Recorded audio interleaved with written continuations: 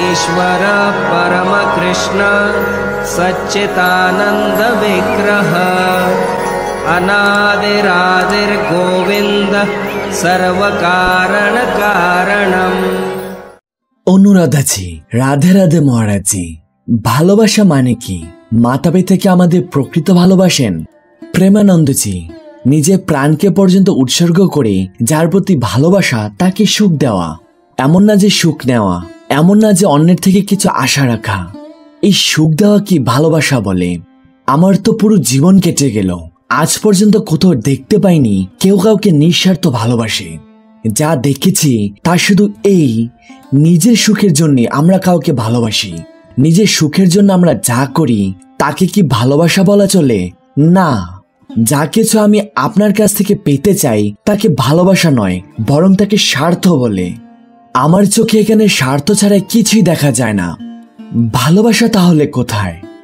ভালোবাসা তো হলো আমি তোমাকে ছাড়া বাঁচতে পারবো না, কিন্তু বাস্তবে কি সত্যি কাউকে ছাড়া বাঁচা যায় না? যতক্ষণ না নিজের স্বার্থ পূরণ হচ্ছে ততক্ষণই ভালোবাসা, স্বার্থের জন্য ভালোবাসা। তুমি যদি নিজের স্বার্থ থামিয়ে দাও, যার প্রতি ভালোবাসা বলেছিলে সেই যদি তোমাকে কিছু না দেয়, তখনই কি তোমার ভালোবাসা থেকে যাবে? এই পৃথিবীতে ভালোবাসা বড় দুর্লভ। শিষ্য, মাতা পিতাও কি আমাদের প্রকৃত ভালোবাসে না? প্রেমানন্দজি, এক্ষেত্রে সবই আসে মোহ থেকে, প্রেম নয়। মোহ আর প্রেম এই দুয়ের মাঝে আকাশ পাতাল পার্থক্য। যখন প্রেম এসে পড়ে তখন সব বদলে যায়। আমরা নারীর প্রতি প্রেম করি না, সেখানে কাম বাসনা থাকে। আমরা পুরুষের প্রতিও প্রেম করি না, সেখানেও কাম বাসনা থাকে। মা বাবার প্রতি যে প্রেম হলো তা হলো মোহ। এমনকি সমস্ত সম্পর্কই যে আসক্তি ও রাগ আছে, এই সবের মাঝে প্রেম নেই। না, সেখানে প্রেম নেই। প্রেম তো রয়েছে কেবল সচ্চিদানন্দময় ভগবানে। তোমাকে আমরা তার বিভিন্ন ব্যাখ্যা দেখাতে পারি। তুমি হয়তো শুনে থাকবে কুপুত্র তো হতে পারে, কুমাতা কখনো হয় না। কিন্তু শাস্ত্রে তো লেখা আছে এমন বহু উদাহরণ আছে যেখানে মা বাবার হাতে পুত্রের হত্যা হয়েছে। নিজের স্বার্থে যদি কোথাও বাধা পড়ে তাহলে স্নেহ ভালোবাসা সব আলাদা হয়ে যায়। কুকুরিও তো তার বাচ্চাকে ভালোবাসে, শুকরিও ভালোবাসে, পাখিও ভালোবাসে, কিন্তু সেসব ভালোবাসা নয়, ওগুলো মোহের বন্ধনে জড়ানো। প্রেম তো এক বিশুদ্ধ ভগবানন্দ। যদি সত্যি প্রেম জাগে তাহলে আর কিছু লাগে না। এই জন্যই তো বলা হয় সার্বভৌম সৃষ্টির প্রতি প্রেম করো, তাহলে কখনো কোনো বাধা থাকবে না। কিন্তু এমন প্রেম কেই বা করে? সবাই তো স্বার্থ দ্বারা চালিত, মোহের বন্ধনে আবদ্ধ। আর এই মোহ দূরে না গেলে ভগবান শ্রী রামচন্দ্রের পদে দৃঢ় প্রেম জন্মায় না। অনুরাগ মানেই তো প্রেম। যতক্ষণ মোহ আছে ততক্ষণ প্রেম আসেই না। ওটা মোহ, প্রেম নয়। শিষ্য, মহারাজজি, প্রেমের অনুভব সকলের জন্য একরকম হওয়া উচিত। কিন্তু আমরা দেখি যাদের প্রতি আমাদের আপনত্ব বেশি তাদের প্রতি যেন বেশি প্রেম থাকে। প্রেমানন্দজি, এটা প্রেম নয়। প্রেমের সরল সংজ্ঞা এই যে যার প্রতি প্রেম করি শুধু তাকে সুখ দেওয়ার ভাবনা থাকে, তার ভিতরে বিন্দুমাত্র স্বার্থবুদ্ধি থাকে না। সে বাবা মা হোক, ছেলে হোক, স্ত্রী হোক, ভাই হোক, দেশ হোক, সমাজ হোক বা সারা বিশ্ব, যদি সেই সম্পর্ক নিজের সুখের লালসা থেকে তৈরি হয় তবে তা প্রেম নয়, তবে তা আসক্তি, মোহ, স্বার্থ বা কাম। সত্যিকারের প্রেম নয়। আপনি বুঝতে পেরেছেন কি? এই জন্যই তো কোটি কোটি মানুষের মাঝে কেবল একজনের মধ্যে প্রেমের বীজ দেখা যায়, অনেক সময় প্রায় দেখাই যায় না। একবার হিরদামে একজন এসেছিলেন, বললেন আমাদের প্রেম করে বিবাহ হয়েছে, লাভ ম্যারেজ, আশীর্বাদ দিন মহারাজজি। 8 মাস পর তিনি আবার এলেন। আমরা জিজ্ঞাসা করলাম আপনার স্ত্রী কোথায়? বললেন ডিভোর্স হয়ে গেছে। বাহ, এই তোমার প্রেম? প্রেম যদি হয় তাহলে একবার হৃদয় দান করলে সেটা আজীবনের জন্য দান করেছো। তারপর সে যাই করুক তোমার হৃদয় তার জন্যই থাকবে। সে যদি তোমাকে মেরেও ফেলে তবু তোমার হৃদয় থেকে তার জন্য শুধু আশীর্বাদই বেরোবে, কখনো অভিশাপ বা দুঃখ নয়। এই হলো প্রেম। তুমি জানো প্রেম মানে কি? যদি কেউ তোমাকে মেরে ফেলে তবু তোমার হৃদয়ের গভীর থেকে তার জন্য শুধু আশীর্বাদই উচ্চারিত হবে। এটাই প্রেম।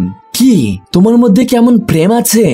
শিষ্য, মহারাজজি, এরকম প্রেম তো কেবল ঈশ্বরের প্রতিই হতে পারে। প্রেমানন্দজি, হ্যাঁ ঠিক বলেছ। আর কেউ যদি ভগবানের প্রতি এমন প্রেম করে তবে সে যখন জগতের কোনো ব্যক্তির প্রতি প্রেম করবে তাও হবে অদ্বিতীয়, অতুলনীয়। যেমন তুলসীদাসজি, যিনি তার স্ত্রীর প্রতি এমন প্রেম করেছিলেন যে স্ত্রী বাপের বাড়ি যাওয়ার সময় বলেছিলেন, আমি তোমায় ছাড়া থাকতে পারবো না, তুমি কিভাবে বাপের বাড়ি চলে যাচ্ছ।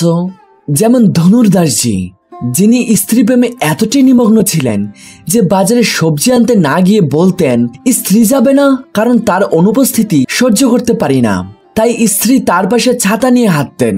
চিন্তামণিতে এতটা আসক্ত হয়ে গেলেন যে সবকিছু বিলিয়ে দিলেন বিল্বমঙ্গলজি। প্রেম, এই একটি শব্দে হৃদয়ে কিছু একটা কেঁপে ওঠে। আপনার হয় কিনা জানি না, কিন্তু আমাদের হয়। প্রেম এই শব্দটি উচ্চারিত হতেই মনে হয় কেউ যেন হৃদয়কে চেপে ধরেছে। আপনার প্রিয়জনের স্মৃতিতে কাঁদা, তার জন্য তীব্র ব্যাকুলতায় ছটফট করা, তার জন্য নিজেকে উৎসর্গ করে দেওয়া। এই প্রেম কোথা থেকে আসে? নিজের স্বার্থ পূরণের জন্য? না।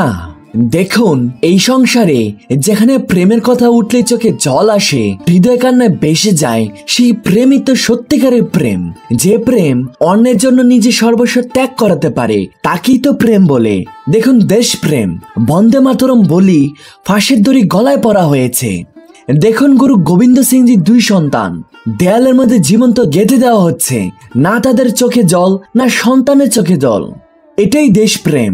যেখানে প্রেম আসে সেখানে ত্যাগ অবশ্যম্ভাবী। প্রেম ত্যাগ দাবি করে, কিন্তু আমরা কেবল প্রেমের অভিনয় করি, আসলে প্রেম করি না। না আমরা ঈশ্বরের সঙ্গে প্রেম করতে পারি, না মানুষের সঙ্গে। যদি আমরা কাউকে সত্যিকারে ভক্তিভাবে ভালোবাসি, তবে আমাদের চরম মঙ্গল হবে।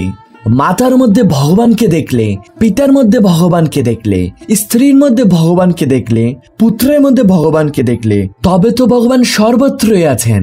তাহলে আমাদের সমস্ত জীবন সুন্দর হয়ে যাবে। কিন্তু আমরা স্বার্থপর মানুষ, ভগবানকে না দেখে আমরা আমাদের বাসনা পূরণের পথ খুঁজি, আর সেটার নাম দিই প্রেম। শিষ্য মা তার সন্তানকে ভালোবাসে, তাকে মুখে প্রেম না লোভ? প্রেমানন্দজি, না, তা লোভ বলা যায় না। মনুষ্য জাতির মাথায় তো কিছু বুদ্ধি থাকে। পশু পাখিরাও কি তাদের সন্তানকে ভালোবাসে না? তাদের কি এমন চিন্তা থাকে যে ভবিষ্যতে এই সন্তান আমায় পালন করবে? না, তাদের এমন কোনো চিন্তা থাকে না। তবু তারা নিজেদের সন্তানের জন্য প্রাণ দিতে প্রস্তুত। সেখানে কোনো স্পষ্ট স্বার্থ দেখা যায় না, কিন্তু সেটাকেই মোহ বলা হয়। শিষ্য মহারাজজি, কিন্তু সেই মোহের কারণে যদি সন্তান অশৃঙ্খল হয়ে যায় অথবা ভুল পথে চলে যায়? প্রেমানন্দজি, তবে সেটা আলাদা অধ্যায়। পিতামাতা যদি বলেন তুমি শৃঙ্খলার মধ্যে এসো এবং তার সন্তান মানতে না চায়, তবে এখন আলোচনা ভিন্ন পথে গিয়েছে। শৃঙ্খলা আনতে গেলে এখন আচরণ প্রসঙ্গে কথা উঠে গেছে। আমরা শুধু রাগ বা আসক্তি প্রসঙ্গে বলেছিলাম যে বিভিন্ন ধরনের আসক্তি, সেগুলো যদি প্রেমে রূপান্তরিত করা যায় তবে ভগবানের প্রাপ্তি সম্ভব। স্ত্রী যদি স্বামীর মধ্যে ঈশ্বরকে দেখেন, স্বামী যদি স্ত্রীর মধ্যে ঈশ্বরকে দেখেন, মাতা পিতা যদি পুত্রের মধ্যে ঈশ্বরকে দেখেন, পুত্র যদি মাতা পিতার মধ্যে ঈশ্বরকে দেখেন, তাহলে দেখুন সংসার কতটাই না আনন্দময় হয়ে উঠবে। কিন্তু এই নিষ্ঠুর স্বার্থ।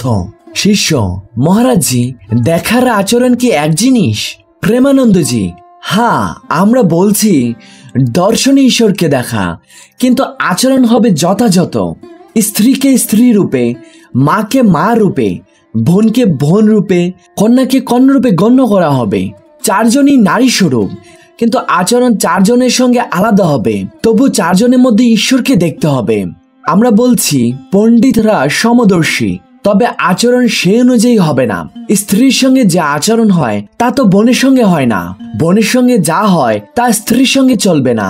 4 জনই নারী দেহ, মাতা, কন্যা, বোন ও স্ত্রী। 4 জনের সঙ্গে আচরণ আলাদা, তবে দর্শনে একতা থাকবে।